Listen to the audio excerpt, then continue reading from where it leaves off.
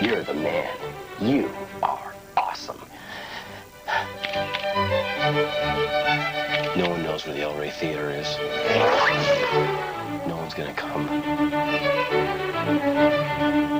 Hey, LA. I'm dead. I'm dead. Why can't I just be myself? And who is that anyway? I am the king of spoken word. I can do this. I can do it. I can do it. I can do it. Right? You can do it, right? I hate this job. Hey, LA. They'll kill me.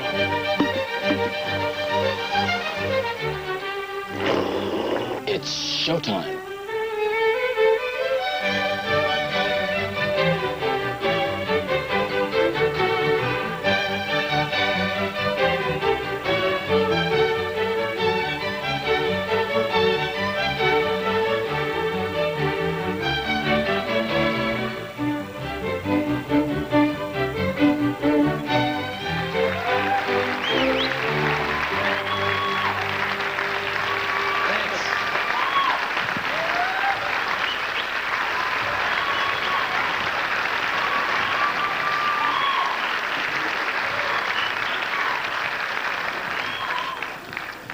I have this inborn fear of playing Los Angeles. I have this phobia that I'm going to come out here and no one's going to be here.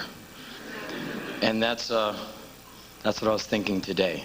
Because I've been here for a few hours, you know, while they set up everything. As you can see, the cameras are up, so they're filming this.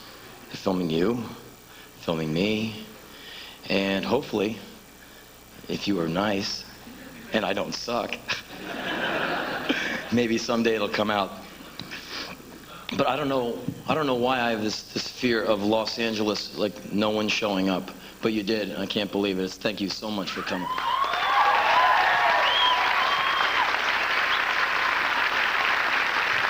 I've been living in New York. I've lived in New York before, but I always lived there in one of those furnished apartments where they have the bad couch, really bad TV that gets like 1 or 2 channels, rickety bed, but you can live there with no hassle. So the New York experience really doesn't, you don't really get any on you. So for the first several, months I've lived there, I never really understood why New Yorkers are the way they are. Because you've all been there, or if you haven't been there, you've seen the character of a New Yorker in a movie. Or, everyone can do a New Yorker right here, right now. Come up here and beat me up. Like, oh, New York is in the house. Come throw something at me. Stand up, throw your chair at my head. Oh, Brooklyn. I mean, people there are really intense. You're walking across the intersection on your way to band practice. Bam! Guy slaps you on your back, juice from your eye flies out of your head. Yeah. Hey, man. You're the fucking guy, right? What would you do if someone came up to you and did that? You'd say something like, get away from me. No, I can't. I have to go, yes, I'm that fucking guy. All of a sudden, this guy turns my life into street theater. You can't talk to me? Oh my God, yo, everyone on the street knows this guy. He's from the neighborhood. I am the interloper. The fucking MTV guy can't talk to me. Windows open, pillows fly out, old women come out on their elbows. I always thought about that fucking guy, you fucking ball bag motherfucker. An intense lot, the New Yorkers. And so it took me getting an apartment to fully get New Yorkitized. And if you want to get a place, you get up very early in the morning, hold on to your Village Voice one-ad thing, and line up with all these people and get ready to fight. Angry people who want the roach-ridden box as much as you do. Or you can pay an enormous amount of money and hire a realtor who has inns all over the place with, the landlords. So I hired this guy to find me a box. And he found me a box in a couple of days. So I move into the box with a backpack and a cardboard box with a few belongings. It's tiny, it's poorly lit, it has 2 windows at one side of the box and kind of a window that goes, it's kind of like, on this, its face is just concrete. You'd stick your head out the window, smash your head against something. It's like a purposeless window. And all there is on the windowsill is just this much pigeon shit. And I look around the box and I realize it's not a furnished apartment. It doesn't have all that stuff that one needs to live. What kind of stuff is this? Can opener, pots, pans, if you were really extravagant, well, extravagant for me, a toaster. I'm really into minimalism. For me, the big night's food is like, wow, look, Campbell's is now making chicken corn chowder.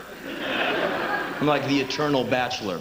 And somehow in my macho bullshit, mentality, I find it below me to go buy all that shit. No real rock and roll animal goes and buys a hand towel. I'm not going to go buy some little piece of cloth so I can go like... Even though I use them whenever I can find them. Real man just wipes his hands off on his pants, on his shirt, And so I realized I have to go out and buy all this stuff, and I've never done it. 35 years old, I've never bought a can opener. Well, now I have to, because I have a box with nothing in it except my backpack and a shitty blanket stolen by one of the Feelies in 1980-something. It has not one single fiber of real cloth in it. It's one of those things that you, tap a cigarette on, the whole thing goes up in flames in, half a second. Burns you into the mattress. You just die. You are preserved in, plastic. It has the consistency of, a cigarette filter. I said, that's my blanket, and I've been sleeping under this thing forever, because I'm not going to go to a store and buy a blanket. How am I going to come off with tattoos? Fucking road warrior. Not like a blanket. You mean you get cold at night? I usually build a fire in my room. When it gets really cold, I stab my dog and thrust my hands into his steaming entrails. But a blanket? No. So, I find a store that has all this stuff. And I'm going up and down the aisles. And I buy the little oval thing with the spike so I can put the soap on it. And I buy a can opener.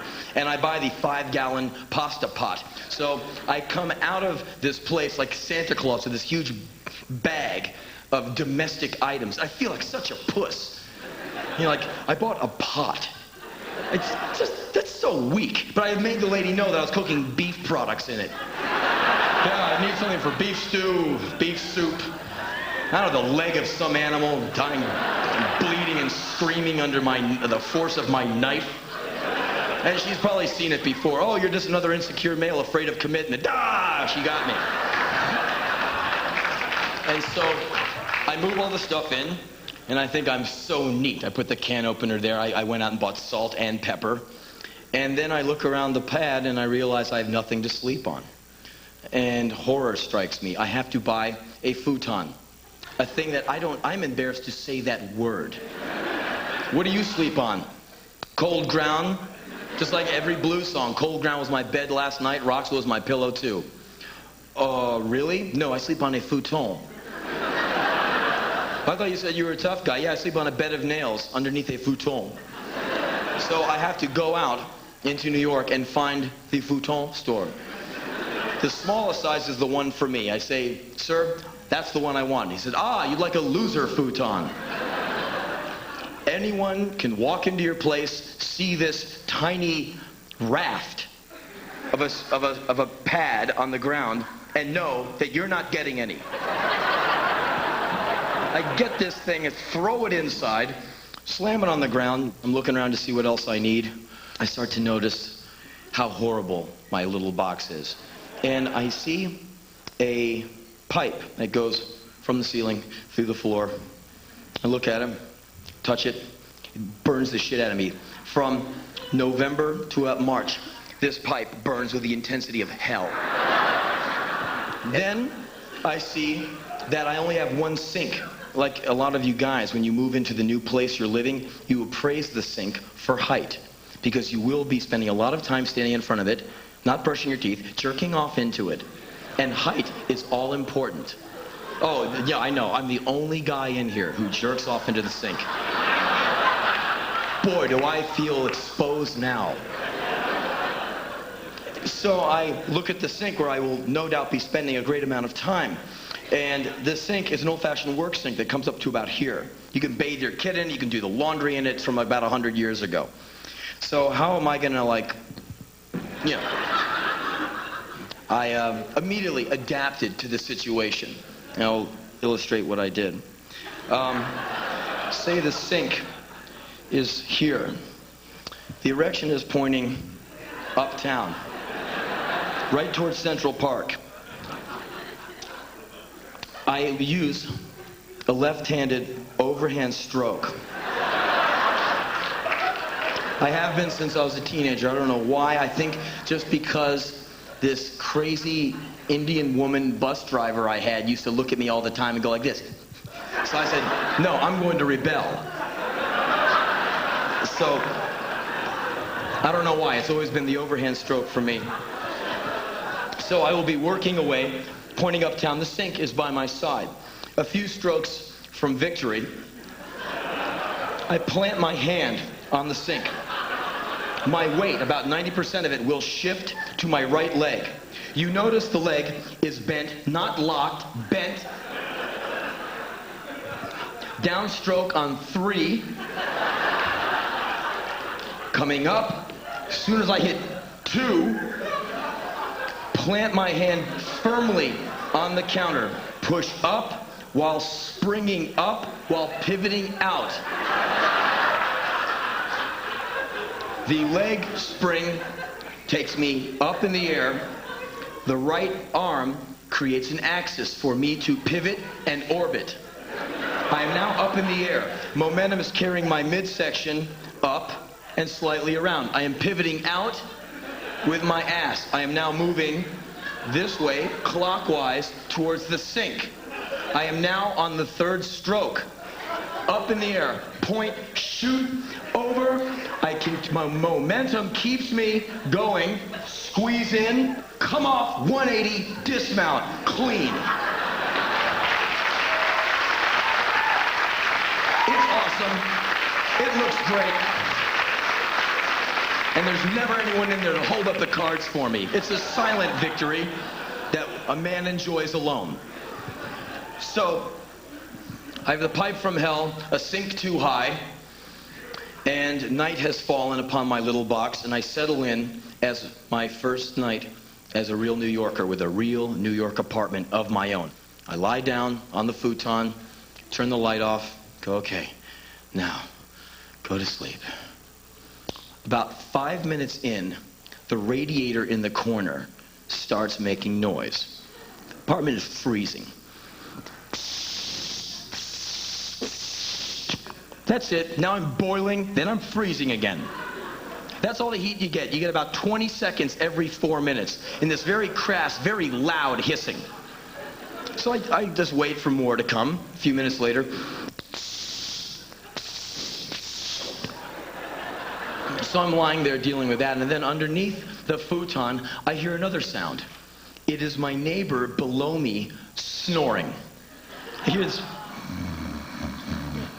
I realize this is my new soundtrack, and so I try and time my breaths to coincide with this snorer's. So the snoring will no longer be antagonistic. It will gently lull me to sleep. So I now have this really obnoxious soundtrack. And the time goes, and the time goes, and I'm lying there, and my bladder starts to fill. But the trip to the bathroom is just too far. And you go, well, I really gotta go. It feels like, you know, a gorilla is stepping on me. But I'll just go to sleep, because I really can't get all the way over there. So I'm lying there with a full bladder, reckoning, well, I might as well do something constructive. I'll go take a leak. And I'm moving, I am moving, my hands are outstretched. The pipe from hell is coming closer. The pipe from hell and I connect right on the left side of my chest, sticking me to the pipe. Leaving a Canadian bacon-sized piece of me cooking on this. I'm like, oh, God, you son of a bitch. And I go into the bathroom, turn on the light, like holding my chest, staggering in, to see hundreds of roaches who have now been caught And you know what happens when you turn the light on and you surprise a roach? They take like 3 steps and freeze, and they lower to the ground. And then the antennas start going. They're checking you out. Where are you? Where are you? They are a survival species. I must get back to the little hole behind the refrigerator so I can fuck another roach and have 60 million babies. That's all I want to do. All I have to do is eat one little piece of a matchstick and I can give birth to a tribe of insects. Anything with carbon I can eat and make more roaches. So I must get away from this guy so I can infest, and someday my relatives will take the world back. That is all that's on their tiny little minds. Get the world back by fucking their little roach brains out. So I just go in there and kill every living bug in there. But I take my time. And I talk to them. Oh, yeah, you're gonna make it. You're gonna make it. No, you're not. Die. Oh, what do you do for a living? Oh, you're a lawyer, huh? Oh, and what do all you guys do? You work for the IRS, huh? And so I have now bug guts on my hands. Bug guts splattered all over my face. I don't even care. A wild man. So I take the leak and I go staggering back to the futon and I lie there. And finally around 5 in the morning, exhaustion bludgeons me into sleep. And then the construction behind the building that I did not bother to look out of the window and see promptly starts at about 6:01. 2 external generators to power 3 jackhammers. You can imagine what that sounds like. I was on the ceiling holding on, scared the hell out of me. Within 2 minutes, the entire building is awake and furious. You hear toilets flushing, angry stomping around. You know when someone flushes a toilet hard, like, fuck you. It's like bang, bang, bang. And like boom boxes and stereos are being turned on all over the building in protest. The guys next to me have Natalie Merchant cranked on 11. My walls are breathing. So I too get up because I cannot sleep anymore. Finally, it's light enough for me to go out. I've been listening to these guys sing outside. All these guys think they can sing. Like one guy will do, under the boardwalk, his 15 friends, it's like some kind of like really bad Broadway thing. And I just start thinking of like the BB gun. Not a 30-06, not gonna kill anybody. One of those little Crossman 760s on one pump, to where you shoot it and you can actually see the BB go through the air. I mean, it's about twice as hard as you throwing it. That's what I wanted. There she was, right in the neck. Just like, ow, hey! He punches the guy next to him, but the whole time it's me.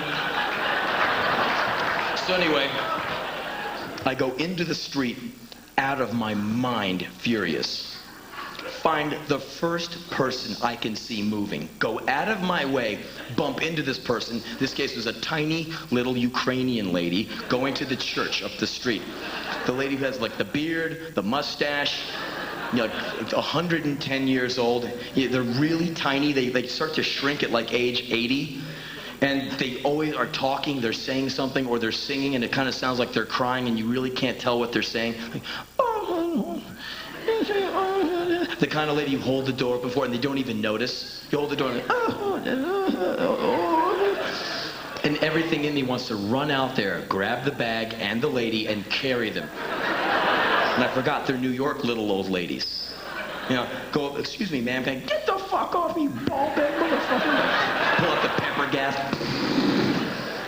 So I go steaming out into the New York morning, find the first person I can, which is the bearded lady, and just go out of my way, boom, bump into her, get the fuck out of my face.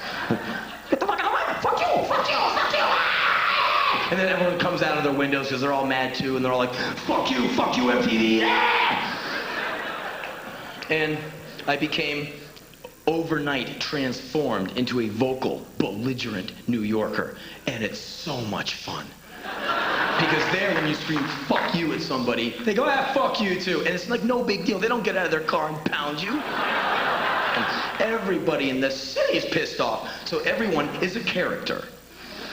Cabs will drive at 70 miles an hour down the street with no one around them beeping and cursing.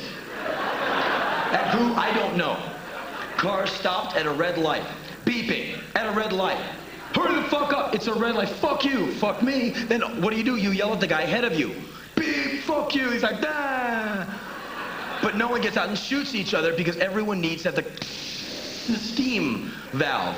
So traffic is this unbelievably loud show of hostility, aggression, and male one-upmanship. Cabs will cut each other off. They don't even need the lane. They just like to do it. That's right. I'm cutting you off. And you're in the backseat like, you know, like when someone gets really close, like when you're driving with someone and they're kind of drifting and you kind of do that thing when you're in the passenger seat, like, what are you doing? There's one cab driver whose horn is broken. And instead of emitting that horrible sound that makes the fillings come out of your head, you know, is so annoying. The pipe going to like the thing was like dented or bent or something, and all that came out of his horn was,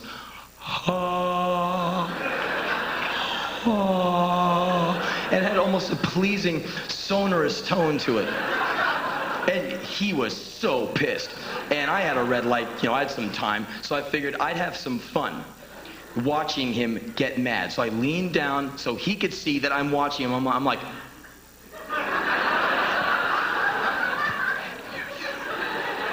and he looked at me like, you typical male, I'll make it work, I'll hit it harder. So he's like,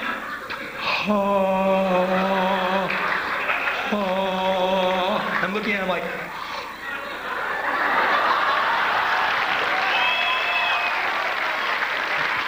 and he's like sitting there paralyzed behind the wheel because it's like the asshole psychotic is like hassling him. In a lot of towns, people will just be like looking like you, like, what's your fucking problem? In New York, all these guys walking across the street, fucking awesome. You're awesome, MTV, man. You go, boy. That was great. Fuck that guy. Voila, a New Yorker is born. It is time to go out and spread the spoken word. Can I get it? Hi, we're from 21361, and we have books. Books, and we have compact discs. They're great. They're great. Yeah. Listen, homie, let me tell you something, man. I'm in here kicking it with a honey right now. You just blowing the whole groove, man. I'm sorry, well, we have these wonderful books and great compact discs for sale, and maybe... Compact discs? You got some smoky? No, but we have some books that are smoking. What's the matter?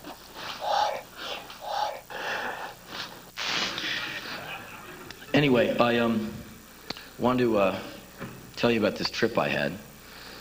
I have a gig to do. I call up the promoter guy, the college guy, I go like, okay, I'm having a slight problem in getting to the gig. I will be there. So TWA gets me out late out of New York. I get late to St. Louis. I go to every airline looking. No flights to Tulsa. I call my manager's assistant. And so I said, look, I'm screwed. The flight got me up late. I got no way to get to Tulsa. I don't know what to do. You got any ideas? She goes, call me in an hour and I'll figure out something. So I walk around the airport for an hour, just waiting. Call her back in an hour. She goes, okay, I've got it. Found a place in Tulsa. Private airlines. They fly, chartered air company. They're going to send a guy out from Tulsa to St. Louis. You'll make the gig. I'm like, okay. She said, do you have a problem with flying in a single propeller plane? Everything in me goes... And all I've ever heard is that single propeller planes are as intense as it gets, you know, in an airplane. Tiny little plane comes rolling up to the side. Man gets out, comes in, leather jacket, baseball cap on, says Zildjian across the front. That's symbols for drums. He goes, hello, I'm looking for a guy named Henry. I go like, he goes, okay, Henry, hi, I'm your pilot. My name is Eric. And I'm going to fuel this plane up. We're going to turn around and we're going to haul ass to Tulsa. I'm like, okay. At the same time, I'm checking Eric out, like I check out every pilot. I go, Zildjian, what, you have a friend in a band? Oh, no, I'm a drummer. Oh, so you're a drummer and a pilot. Who's going to be transporting me through the air? Yeah, I'm in a cover band. Danger, danger, danger. Easily one of the lowest aspirations in the world. And so I realize I'm getting in the plane with a guy who can play that funky music, white boy, as well as fly. I go out to approach the craft. It is a canoe with a tiny plank over it for wings. I go up to the door. It resembles the door of a golf cart. Unlock. This corny little door I can just pull off and give back to the guy. The space between the two seats is like this wide. I put my computer in there and my little backpack, and I get in and I sit in my seat. It's like tiny. I close the door, and I look at the lock, because I'm used to being hermetically sealed into an airplane. Like, arm doors for departure. That's intense.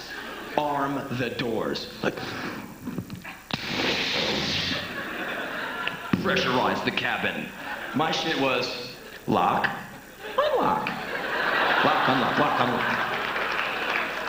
So I lock it, and the door just shakes. I unlock it, just flies open. So one little latch is what keeps me from getting sucked out of the side of the plane like the airplane movie. So I go, okay, make sure the door is locked. Put the seatbelt on. Do not get sucked out the window. Do not touch the door. If you bump into it, you might undo the latch. Don't do anything like that. The steering wheel, there's two steering wheels, one for him and one for me. I don't know, I do not want a steering wheel. So Eric hops in the other side, and he turns the key and fires up this baby.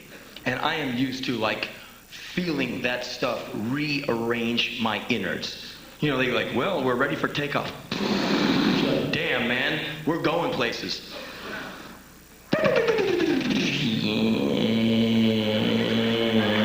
You get the idea that there's hamsters on below, like, we go tooling around the International Airport of St. Louis looking for the runway. We're just driving around. We come up to major intersections. He stops. Gives this look like, for like 10 minutes, we drive around the airport. Just tooling around, just having a great Sunday afternoon, driving around. And finally, we get in some line of airplanes. Now, you've all been to the airport, and you've all had a plane take off in front of you. And, you hear it and you feel it, but you are surrounded by, this much aluminum and insulation and Lexane and all that protective stuff. When you are inside one of these planes, that plane is basically taking off in your ass. The sound is amazing. Your lungs are going, it's unreal loud. So finally, it is our time to take our approach down the runway, and we do it. People are walking by the airplane. And I think the reason they make runways so long is not for the commercial jets, it's for these airplanes. Because you have to wait for some wind to blow at you to push you into the air. It was like an act of God that we were in the air, like, and now we were airborne. Eric pulls out a road map, folds it over the two wheels, takes his hand off the wheel, starts looking at this map, looking out the windshield. Hand off the wheel. We hit wind, the wheels start like jabbing, and we go, and every time the wind blows, you can feel it in the propeller. It noticeably slows down. We kind of drop. I'm like, so I said, Eric, shouldn't you keep your hands on the wheel? Oh, no, this is okay. I said, Eric, I hear that when you drive an airplane, you're supposed to drive with very tiny adjustments. He goes, well, I don't know who told you that. He grabs me and starts going like this. The planes are going, like, all orifices are opening. So I try and maintain, I go, Eric, please don't do that. I'm really used to the big planes. I'm a real puss, okay? I'm just not into it. Here, why don't you try flying it? Here, put your hands on the wheel. I'm like, no, let's not even get into this conversation. And a few minutes in, you hear from miles above us a commercial plane coming into the airport. The entire plane starts vibrating. I'm like, because I don't know that it's way up there. I think it's gonna like go and just like just push us, and just. Eric, he leans over the wheel with this kind of nervous look and goes. And everything in him says, fuck, I hope this is okay. About 2.5 hours go by. He looks down. Uh-oh. You do not want to hear a guy in a cover band who's flying you in a canoe with a lawnmower-sized engine saying, uh-oh. What do you mean, oh? We're a little low on gas. How low, Eric? We have to land right now. And for the first time, he gets on the radio. Hi, it's Eric. Eric the pilot. I like to rock and roll, man. Whips out the map. I think I'm flying over Grove, Oklahoma. Can I have permission to land at the local airport? When you land in a 737 into LAX, you start landing like in Phoenix. Our descent was about a 90-degree angle. Our descent had my asshole go into my throat. You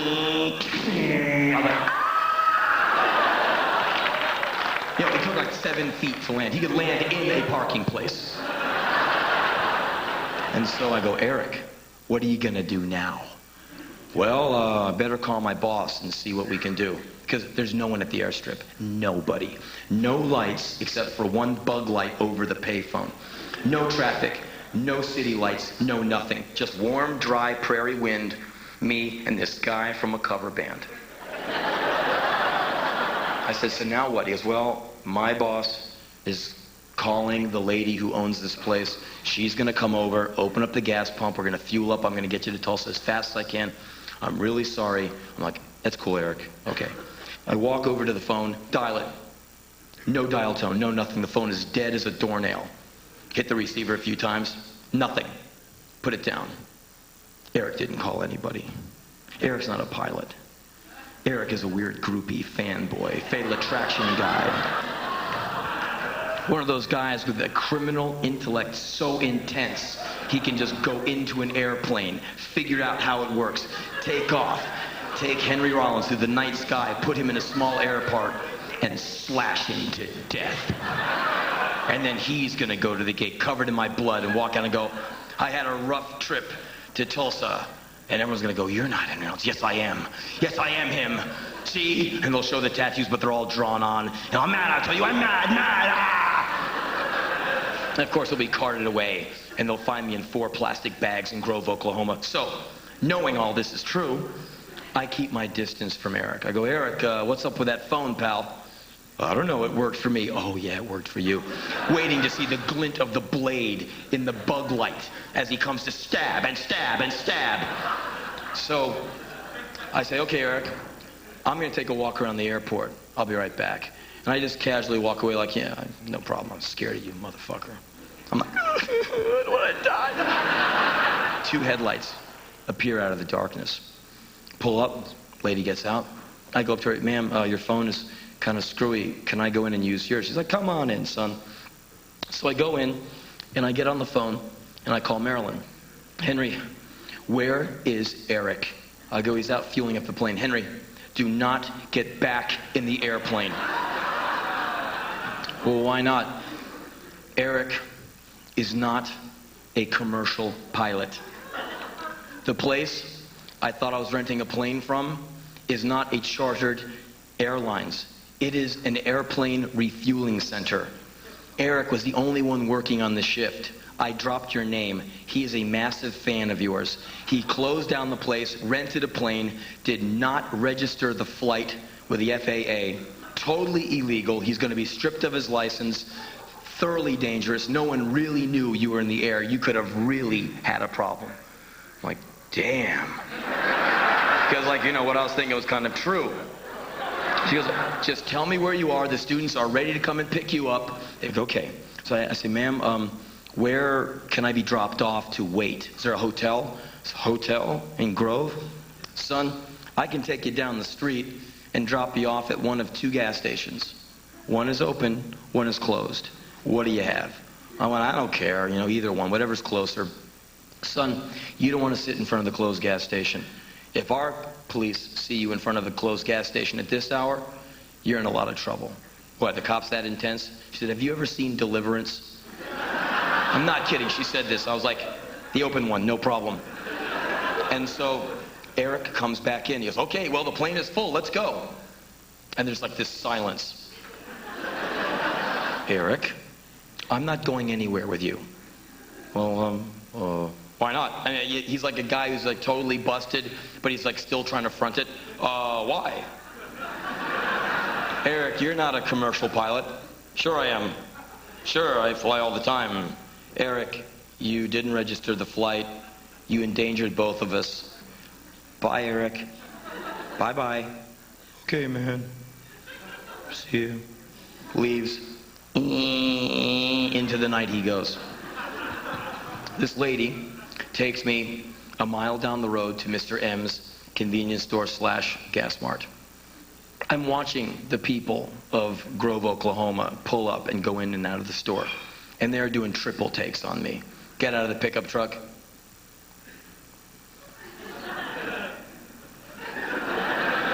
And they walk in. 3 cops get out and stop in a semicircle around me and start approaching slowly. And I go, hey, fellas, how you doing? They're like, don't move. I'm like, whoa, I'm sorry. I'm really sorry. Cool. He goes, youngest cop comes up. What are you doing here? So I have no vehicle. I don't look like anybody from around here. Black military fatigue pants, black baggy sweatshirt, dark hair, black backpack, black computer bag, black watch. Terrorist. Mission Impossible wannabe. Mercenary. Not the flavor in Grove. Sir, a liquor store was robbed about a mile from here. You fit the description. I go, yeah, so what's that description? Still trying to be, see how harmless and funny I am? If I was guilty, I'd be going for a weapon or running or showing perspiration, but I'm laughing with you guys. Dark hair, dark clothing, short.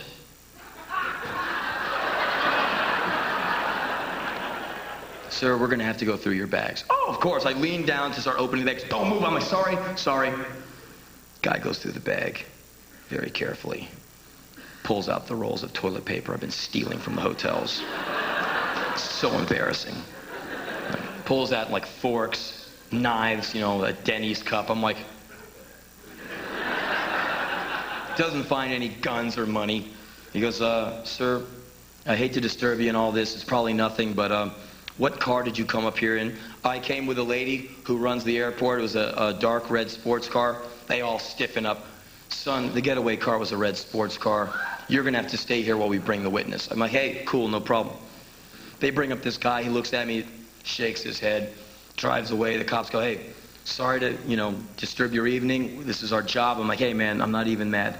It's cool. So they leave, and I now go into Mr. M's to buy a cold drink, and all I find is a bottle of V8 juice with a dusty cap. Like, no one drinks this shit. It was a mistake. It came off the truck. So I pull it out, $1.79. I put it down, pull out $2 and give it to this lady who's been watching me get hassled by the cops. So she already has an attitude with me. Looks at the V8 juice and looks at me, and the whole look is like, what are you, a fag? So I'm like, give her the money, give me my juice. So I'm sitting there, and the woman's just kind of leaning over. There's only 2 of us in there. She's leaning over, looking at me. Excuse me. Yes, ma'am. My son was just in here a little while ago, and he says that you look like this guy named Henry Rollins. I go, ma'am, that's who I am. She goes, oh, is it okay if I call him and have him come here and get your autograph? Because if he found out it was you and I didn't call him, he'll be really mad at me. I go, hey, no problem. Got nothing to do. Call your son. Bring him over. 20 minutes later, cars start pulling up. The son had done a little networking around Grove using his Alterna Youth phone book. These kids with their hair still drying, they're about to go to bed. It's like, 12:30 in the morning. They're about to go to bed. They get the call. You're not going to believe this. The fucking MTV guy is at Mr. M's.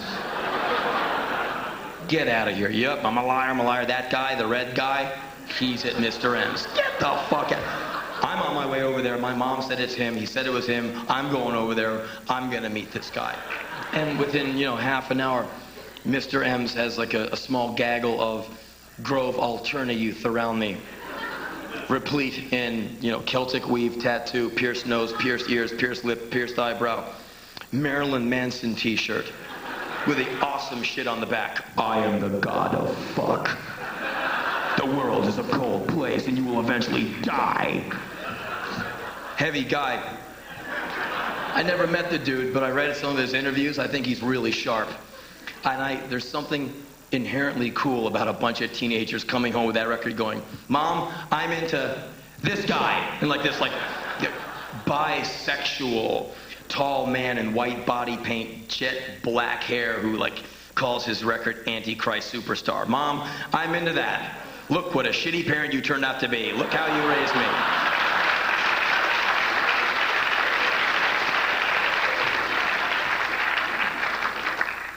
So they're coming up to me like one step at a time. I feel like I'm one of those National Geographic guys encountering a herd of gorillas for the first time. They've never seen a human, you know, so they're like, these kids are coming up. They're not coming, hey man, how you doing? They're like,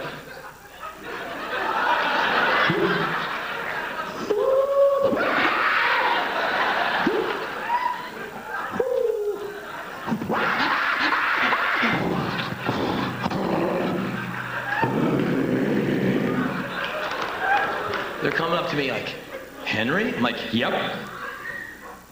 What are you doing in Grove at near 1 in the morning? You're not gonna believe this. I get in an airplane with a guy. He's wearing a Zildjian cap. He says he's in a cover band. What was I thinking? Well, I like to get to the gig. Tell him the story. I'm cracking him up, and I'm just looking at just like, not exactly wonder, but almost disbelief on their faces. Like, MTV man, aging alternative icon, drops out of night sky. It was written. If you make the correct signals with your flashlight, he will come. Owa Tanu, you know, whatever. So I'm hanging out. One resourceful young man goes down the street, buys a paper camera. The photo session ensues. Put your arm around the alternative icon hurtling towards 40. And they're like, like 13 photos later, it must be looking like, they're standing next to President Clinton or something. There's like that ironed on smile, like. And so more kids are coming in and they're all, I'd like $5 on.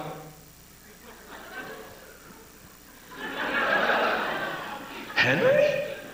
Hi, I'm surrounded by like these vampire kids. I'm like, yeah, they're coming over. We've been in Tulsa for like 3 hours waiting for you. There's some guy in an airplane who is flying. Oh yeah, and I have to tell him the story. About an hour after that, the students finally come and get me. I get to Tulsa at like 3 in the morning, dick around in the hotel till 4, catch the 6 o'clock flight, get back to my hovel, change, go to band practice on no sleep, walk in and everyone goes, well, how's the weekend?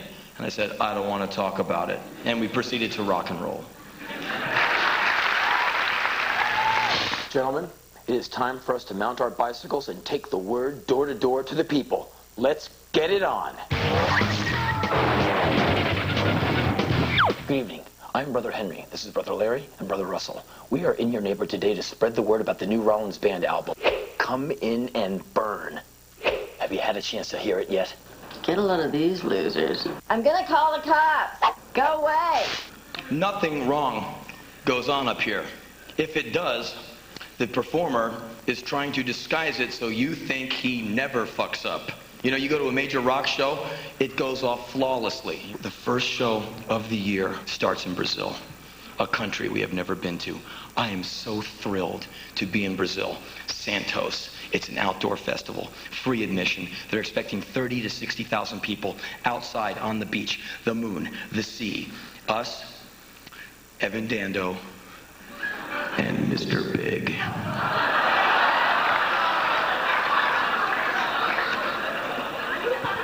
I have but one mission. Destroy. I will not even talk to Evan when I see him. I've never met him before, but he plays that music that just drives me nuts.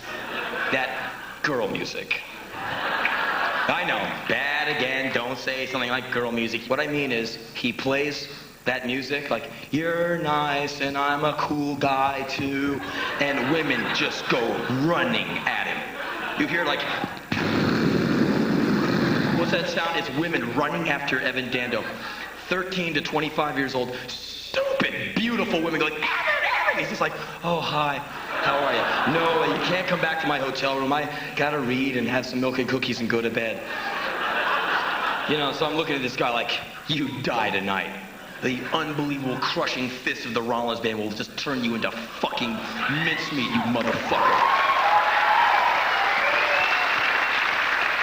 Because I have a horrible attitude with current music, because I listen to, alternative radio. I listen to what is selling millions of copies. And the lyrics are cute and smirking, like, I kind of like chicks, not really though.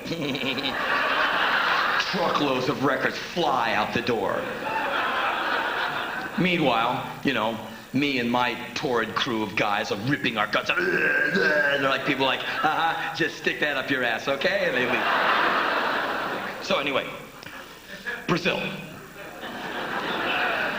The drummer comes up to me, our drummer. Henry, come and meet Evan. Fuck no, man, I'm gonna kill him, man. I kill Evan. Henry's a really nice guy. He's been into you for years. Come and meet him. Okay. Come over. Henry, shake hands. I'm like 8, Evan is one of the coolest people I've ever met. Total sweetheart, nicest guy. He's excellent. So I'm like, sorry for being a dick. Go away. But then I get back into my head thing, man. I've got to rock and roll tonight. First gig of the tour, I'm going to fucking kill everyone. South America, they're going to see, like, sweat, muscle, screaming, rock power. So I get myself into a lathered frenzy before we hit stage. I'm already sweating. It's so hot out. It's nighttime, and you're just, like, standing there sweating. We hit stage. The band comes crashing in on the first tune. I have not said a word yet. My head comes down. My knee comes up, bam, knocked my ass out in front of all of them.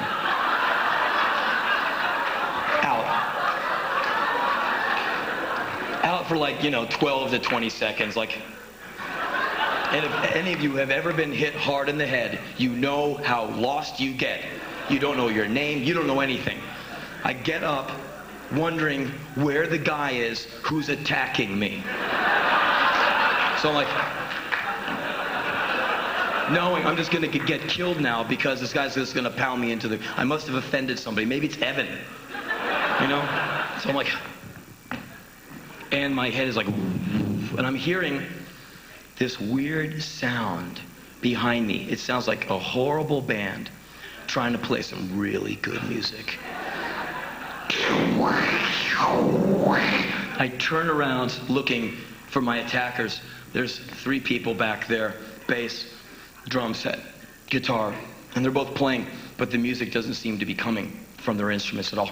It's coming like this, way up in the air. I'm like, and they're all looking at me. Are you okay? And I'm like, I'll kill you, I'll kill you.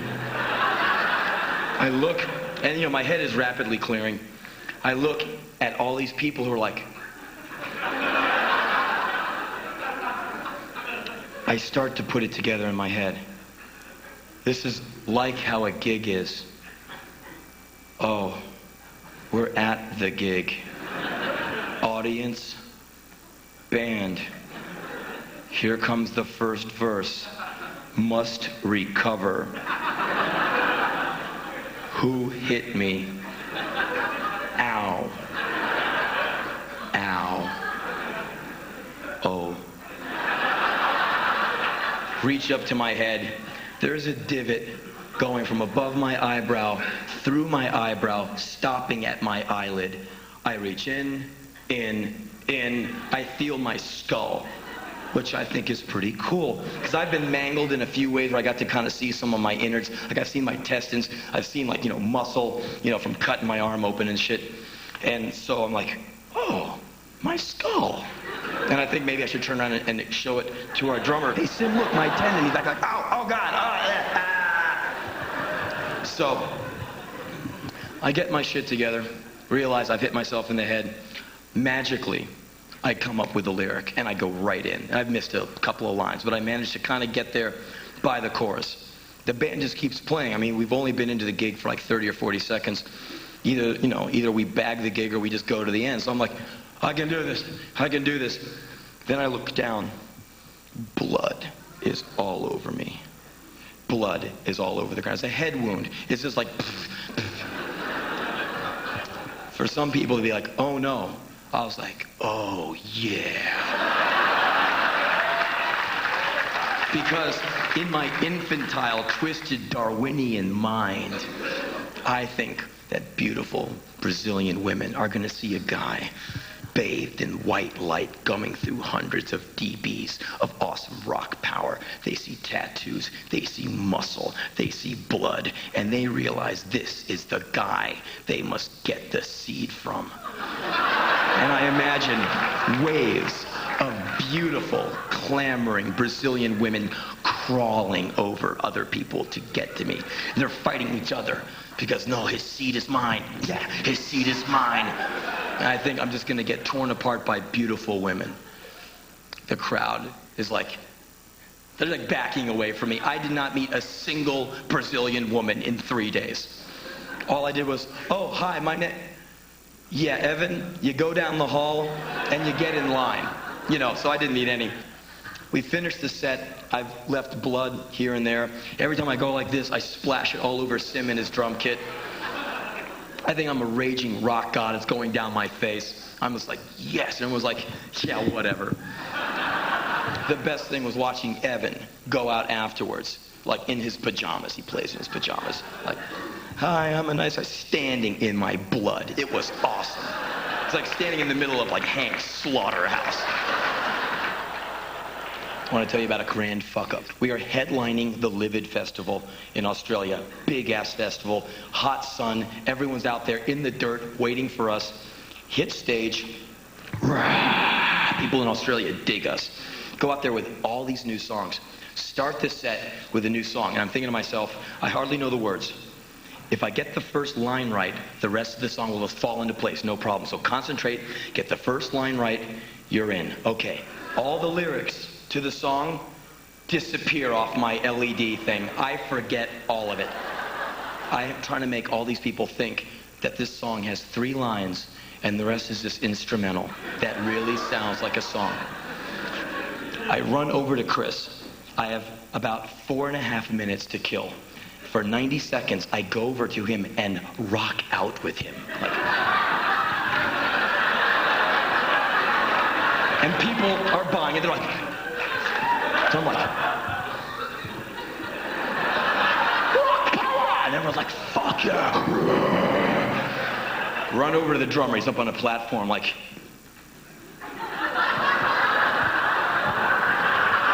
looking down at me like, what the fuck are you doing? You know, like 89, 90. Run over to this Melvin, the bass player. He's like doing his thing. I'm like,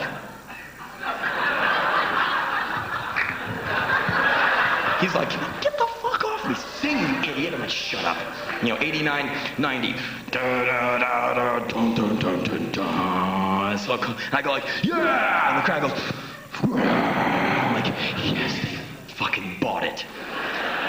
So I had to fake him out. Because nothing can go wrong on stage. You cannot have it happen. Awesome rock moment.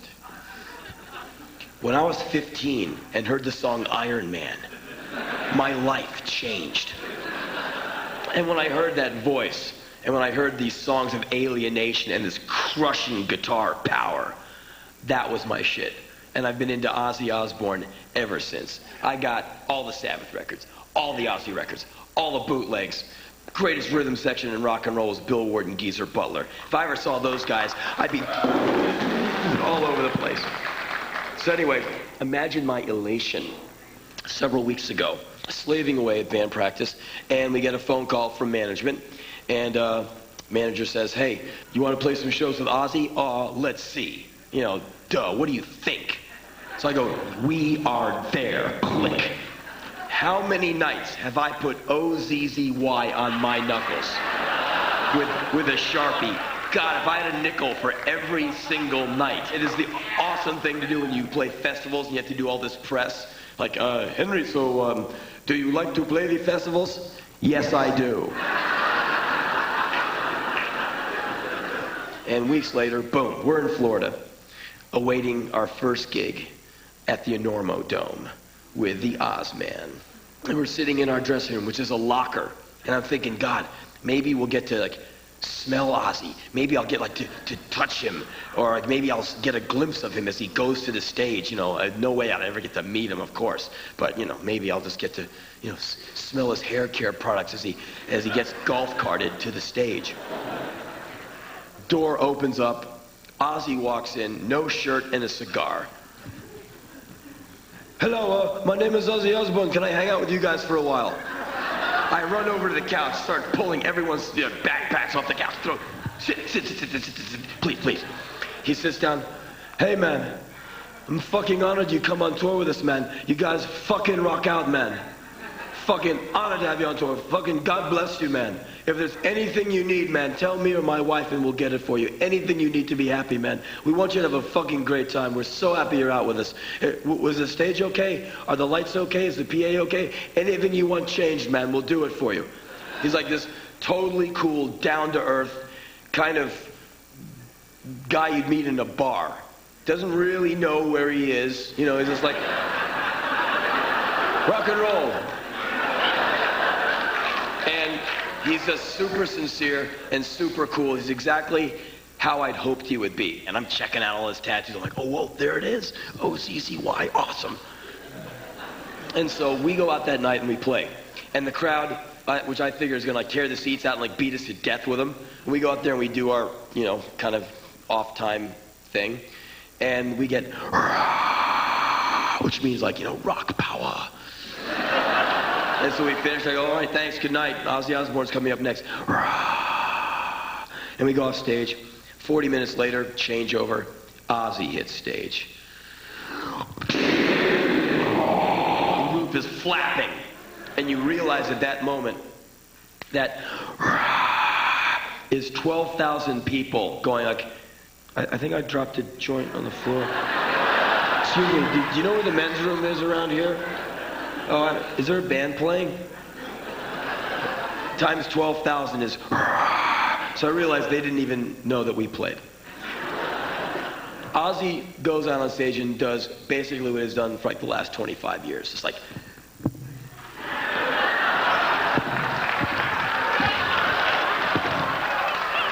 Let's go crazy!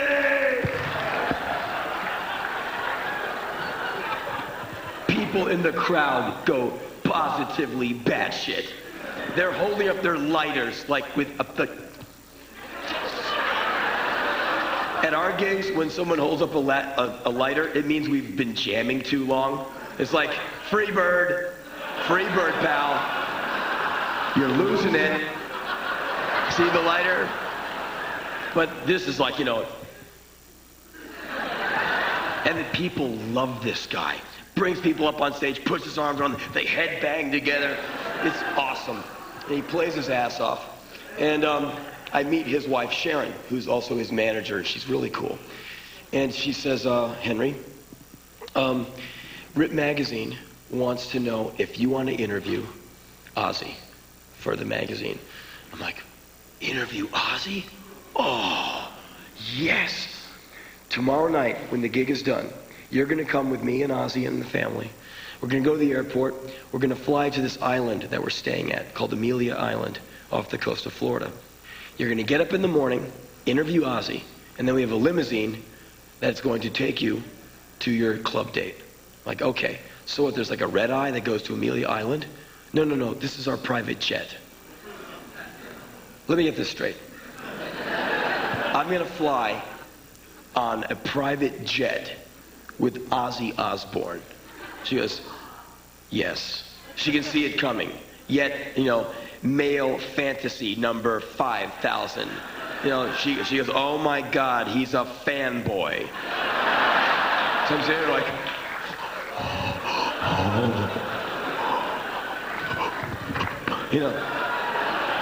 And so the next night, we do our set. Ozzy does his set.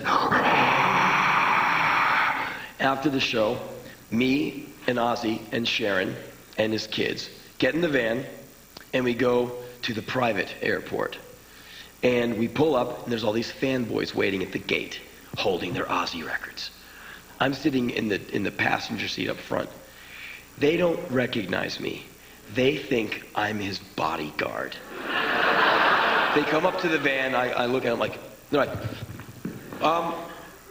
can we get our stuff signed by Ozzy? Like, hold on, let me ask. Yeah, I'm like just playing it. Ozzy, you want to sign some stuff? Yeah, man, whatever, man. You know, cool. You know, he's really nice. Comes out, you know, he comes out of the van, people are like, whoa. He signs their stuff, like, what's your name, man? David. Dude, David, big, you know, writing rock on, Ozzy Osbourne, all these, you know, on their like 90-year-old vinyl record. Gives it back. You know, these guys always have their silver or gold ink pens. And he signs up all their stuff, shakes their hands, and I kind of like move towards them. They're all like, I go, that's enough. We have to go get the plane now. And they're like, oh, right, cool. Well, to tell Mr. Osborne we're really honored to meet him. Like, he's standing right there. You know, it has to come through me. I'm like, tell him. You know, like, Ozzy, man, you rule. Like, okay. And so, but at the same time, I'm going, God, I wish I had one of my Ozzy records here so he could sign mine too. Hey, kid, can I borrow that cool gold ink marker? So we go out onto the tarmac, and there is the Gulfstream jet waiting with the Ozzy logo on the side. 2 uniformed pilots, black pants, white shirt, black tie, the gold epaulettes, the cap. I mean, they look like pro pilots. Standing there like, good evening, are you ready to go to Amelia Island? They're totally like, hey. And so we get on the plane, and the assistant gives us each a Diet Pepsi. And Ozzy's sitting in a seat facing the cockpit, and I'm sitting in a seat facing him. And for the next hour, I'm sitting this far from Ozzy, drinking a Diet Pepsi while he tells me Black Sabbath stories.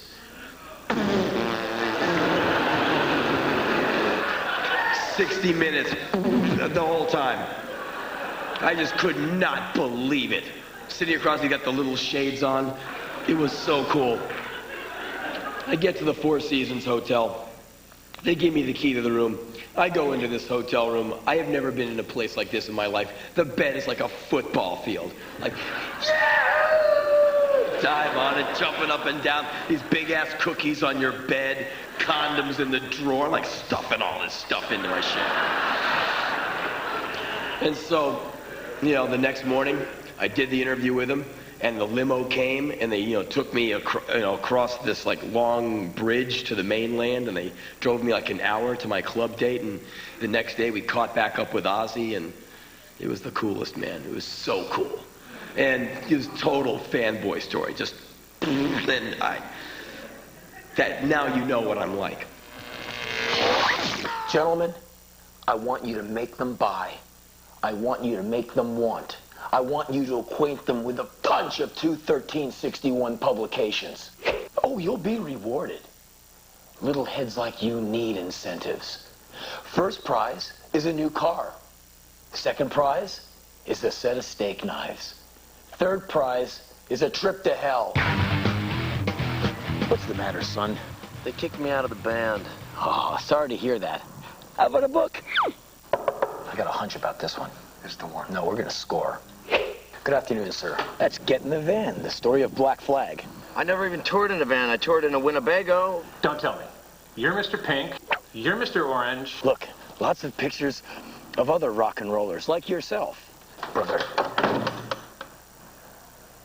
Oh my, aren't you the cute one? Why am I always getting called Mr. Pink? How come they never call you Mr. Pink? All we're trying to do is sell you books. Right. We don't give a fuck about your band. You know what I mean? We're salesmen. Are you sure you don't want to buy the books? Last chance offer. Fellas, that's how you make a book sale. I don't have any more money left. You're a loser. Brief story about this thing that happened to me last year. I started hearing rumors that I was gay. And the way they came to me were very funny. People who I've known for many years started calling me, like, Henry, you're not gay, are you? I'm not gay. Never have been. Not cut from that bolt of cloth. But you couldn't find anybody less concerned with who parks what where. I don't care if some guy wants to fuck some guy. Go on. I mean, have fun, do your thing. I don't care if, Sue wants to lick Anna. I give a fuck.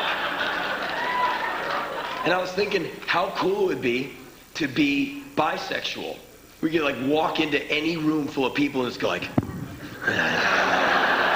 where everyone in the room is potential. That would be so hot. Just be oh yeah. Every day would just be an awesome turn on. And so I started taking this news that I was being considered gay. I took it a number of different ways. There's different stages. First I was I'm not gay. And then it slightly offended me, who thinks I'm gay? Do I stand gay? Are my clothes gay?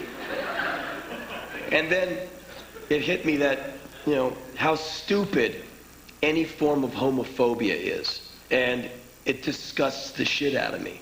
Because, who has time for that? Fuck who you want, and be nice, don't hurt anybody, and live long, and do it right, and fuck a lot. Hopefully you're coming all the time.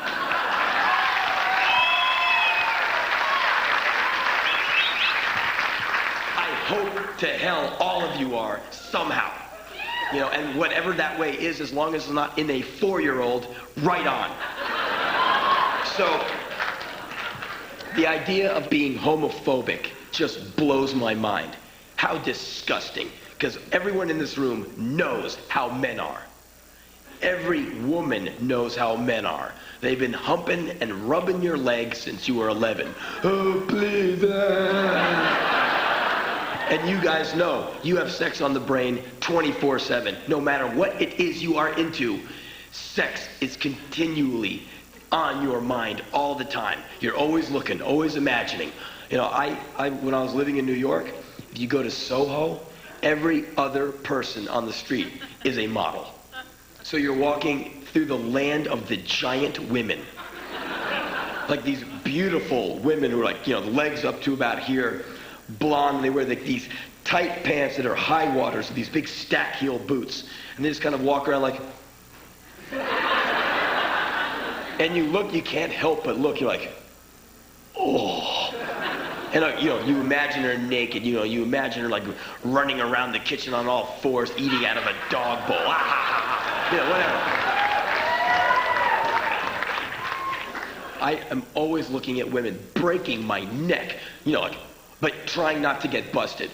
And it's really lame when you look the wrong way, you're trying to check out this girl, check out the girl, and she just flat out nails you. You're you can't go how is this? About to look over here. And you have to meet eyes, and she looks at you get out of my space. And you're I'm sorry. Busted for being a living creature. And so, what does a straight man want to do with his dick? Put it in somewhere warm, move it around, ejaculate, pass out. What does a gay man want to do with his? Put it in a warm place, move it around, ejaculate, pass out. An orifice is an orifice is an orifice is an orifice, whether surrounded by a mustache or lipstick. There is no difference. So when I hear a guy saying, gay man, erection, wrong, my erection, righteous. I go, man, you know how men are. How could you possibly take that stance? How could you be so ignorant, so stupid, knowing how you and any other dick owner on this planet is? And if you notice, in this society, we are kept away from seeing another guy's dick. Take, for example, the men's room. At the urinal, usually there are partitions. So you can go up and not have a chance to have your dick seen. Also, it protects you from accidentally having to see another man's penis. Because, of course, this sight will put you off your food, make you want to throw up, make you question your sexuality. You look down, you accidentally see another man's dick. Why did I look down? Did I want to see his dick? Am I secretly gay? Oh no, no. And this would send some men into a sheer panic.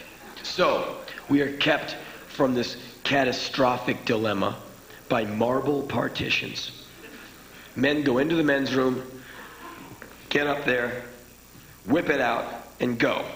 They concentrate in neither two directions, straight ahead or down at the mothball.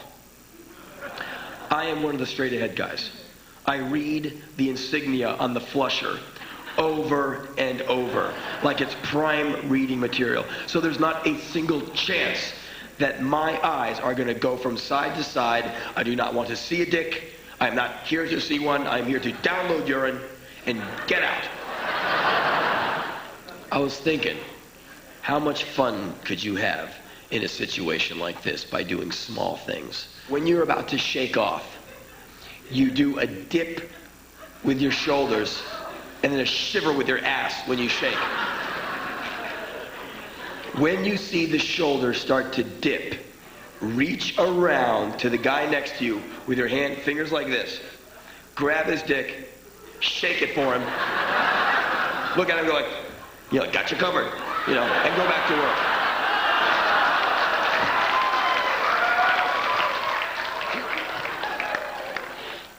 Which leads me to my next point. I would really appreciate it if more people on the planet definitely had lines drawn for themselves. And they do not cross over to where if you hear your father say some bullshit racist statement, you go, Dad, I love you. But if you ever say anything like that again, I will never speak to you again. Do you understand me? And you can't talk to me like that. I'm your dad. Dad, you're not hearing me. Okay? Now, there's some courses you can take to educate yourself, or I will gladly sit you down and tell you why that attitude is so fucked up. But if you're not with me on this, you're against me, and I'm going to have to cut you loose. Because too many people go with it.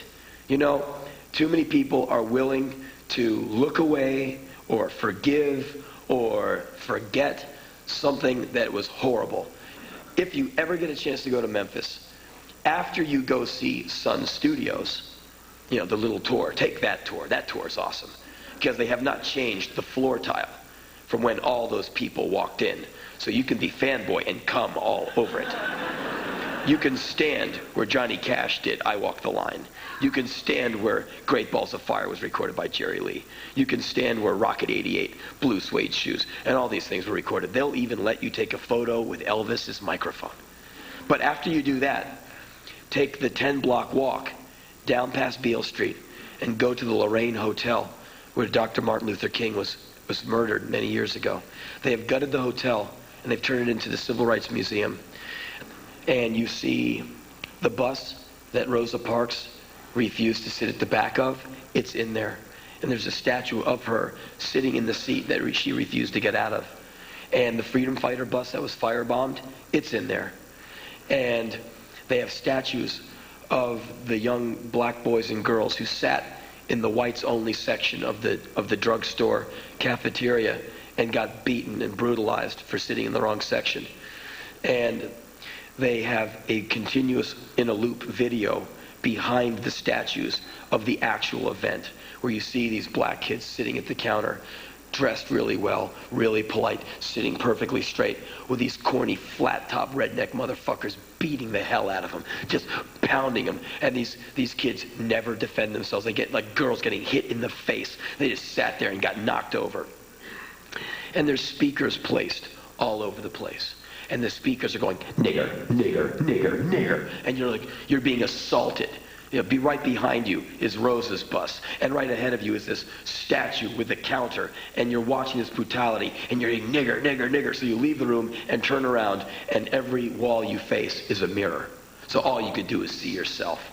It fucks with your head. You're like, ah!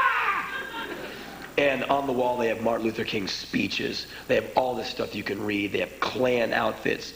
They have horrible pictures of young black men hanging, burning, when they were lynched and mutilated. And you finish the tour by ending up at Martin Luther King's hotel room. And you finish the tour by standing right behind the spot where he was murdered. And it's a very famous picture you've seen, Martin Luther King on his back with his leg up on the banister, with a guy standing up next to him pointing like the bullet came from there. That photo is right there. And then you look out and you realize the spot where Martin Luther King died is right there. You are standing right in some intense history.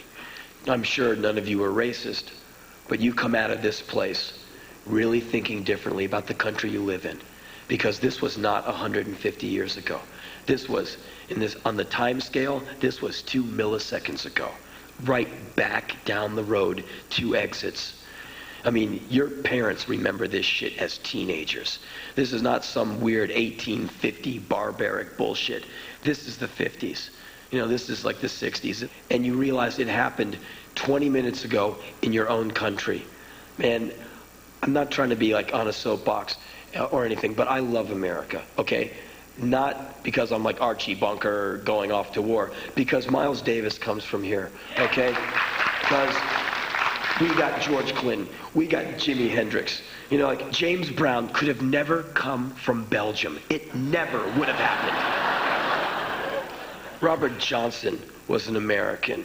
I mean, all these people, and these are my heroes. Muhammad Ali, my main man, he was an American. In order for me to stand up and say I'm down with all that, on the same token, I have to say I'm not down with all of this. And any time that you relent and do not acknowledge the enemy and do not commit yourself to fighting it somehow, even if it's with your attitude, by saying I will never cop to a racist attitude, I will never be homophobic. If you lose that 1 inch, these fuckers beat you, okay? And you never want to get beat.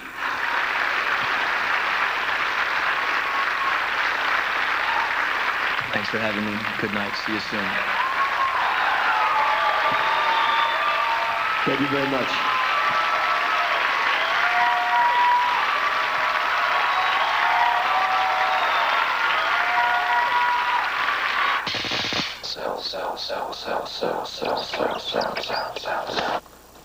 You guys have one day to save your souls, and God love you. Bring copies of Get in the Van to people who are trapped by their televisions, who are taunted by their schedules, and terrified of complacency. I want to turn them on to the power of page turning. You guys call yourselves booksellers? But, there's only 2 of us. Shut up! Who is it? Man Shark. Good evening, ma'am. We would like to show you some wonderful books from 21361 Publications. Oh, I love books. Yeah, here, let me see the books. Oh, yes. Good afternoon, sir. We are from 21361 Publications. Terrific! I love Jesus! God wants you to get in the van. Photos by the band Metallica. It's called Metallica. Oh, that's great. Yes.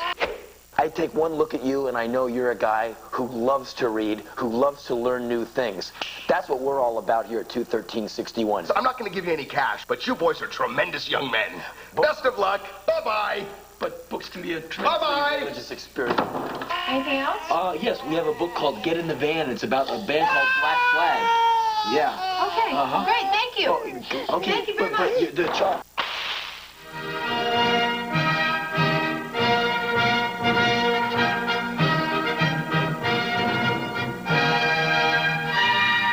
Over here at Henry's place, I'm showing him my pecs, you know what I mean? Here, won't you? Yeah. It's on your little fat. You want to talk to the big guy? He's right here. Take I'd it away. love to talk to him. Hello, Henry? Oh, That is a very important phone call, Henry. Ready to come to work out? I'm ready. You ready to work out? Yes, sir. You ready to work Yes, out? sir. You feeling good? Yes. You feeling me? Very good. All right, let's Yes. get it on. Yes. Yes. Yes. Exercise number 1 is going to be the bench press. Then we're going to get to the biceps. We're going to go for barbell curls. Start way down at the bottom and come up into the explosive exercise. Then we're going to do shrugs, working on the traps. Okay, you ready to rock? No, listen, you know, I think I had some root canal. No! Exercise 1, the bench. I'm ready to get it on. Me, yeah. You're an animal. Yes, I'm an animal. Do it. Do it. Yeah. Yeah. Yeah. All right. Yeah. Oh! Push. Work. Give it to me, Manny. Come on.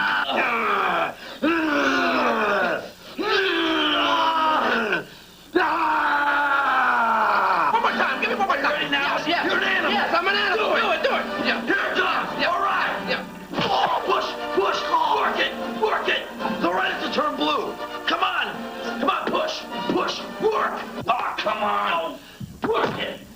Work. No pain. No pain. Ah, you're killing me! Work, Manny. I can hear you, all right? Oh. Come on, one more for Manny! One more! What are you stopping for? What are you, a pussy? Ah. Don't talk when I lift. Come on, Manny, get into it. Pump it, Manny. Come on, Manny. Give it to me, Manny. Pump it. Pump it. Stop spitting on me! Manny, the key to power, protein. I'm gonna make you a protein shake here. You're gonna be a wild man. Yes, sir. That looks good. Looks real good. It's the best. All right. There it goes. Want some? No. Come on, have a sip. No, Manny, no. come on! No, I don't want to take in too much. You sure? I'll Good break stuff. your neck. Drink the goddamn protein drink. Back to work.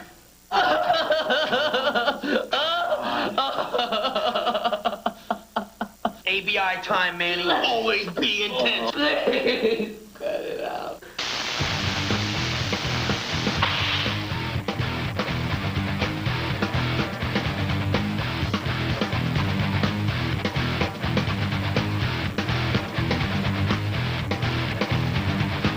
I stay out late, I go long, I lose sleep, I go without, I go long.